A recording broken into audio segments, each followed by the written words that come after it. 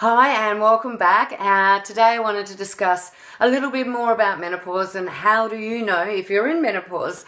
There's a couple of key things, and I'm going to use the blackboard. If you're a lady, so female, if you're between the ages of 45 to 55, generally that's when most women will start to go through menopause. As I said yesterday, some will go through it earlier, some will go through it later, but ballpark figure. And any period change that occurs in this time is generally indicative that you're entering menopause. So you might have been quite regular up to the age of 45, and then you'll have a couple of quick periods, so 2 or 3 week break in between them, and then you might not have one for a couple of months. You may also get some symptoms, and the common ones are these hot wave things, so the flashes or the flushes. Going with that often seems to be insomnia, so you just wake up in the middle of the night, ho-hum, or you might wake up 10 times, sometimes with a flush, sometimes just because, and weight gain, so things definitely seem to slow down. There are some other symptoms which I'll talk about in a day or two. So they're really good indicators that you're going through menopause. Real good giveaways if you're female and you're between over 45 and you haven't had a period for 12 months. That is at that point we'd actually say that you're menopausal. Still could be having menopause symptoms though, which is why we're doing this, to help you with these things, and also just give you education. Like, education's so empowering, don't you think? The more you understand this, the more you don't fear it. So that's what I'm trying to do with these clips in the next 7 days. Now, we can measure what's going on in your body. So symptoms are things that you tell me about or you report or feel. Signs are things that we can measure. So there are a couple of signs that we can measure, apart from the objective one of being your age. And that is a hormone called follicle stimulating hormone.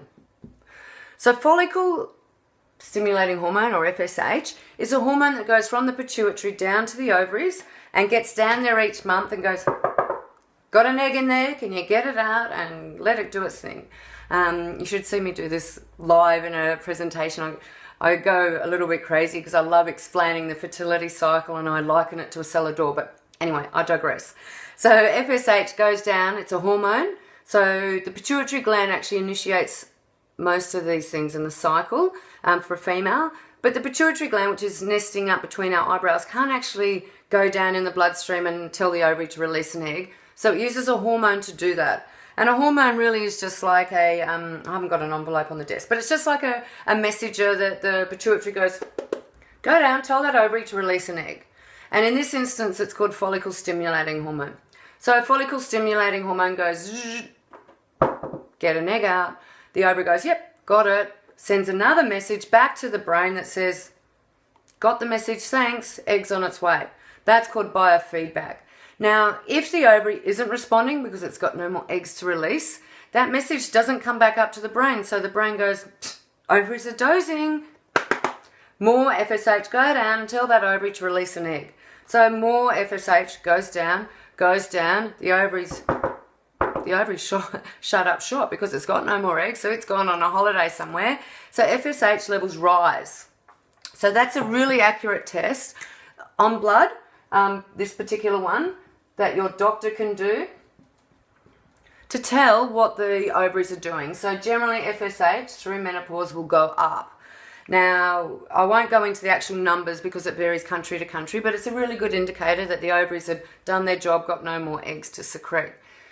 I'm not going to go into fertility, but if you are trying to conceive and you're concerned that you're in menopause, one other test, and this is only for trying to conceive, so don't get too caught up on this one, is one called AMH, and that will tell us your egg reserve, and that tends to drop down as you start to go into menopause. Now, in my clinic, and also for women who don't come into my clinic but offer it as a service online, measure hormones. I don't actually measure FSH because your doctor is more than capable and will offer that generally just to check and see if you're in menopause.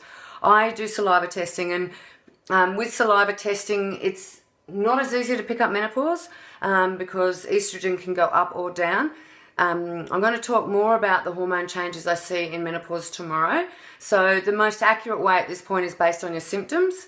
your age, the fact you're a female, period changes, and FSH going up.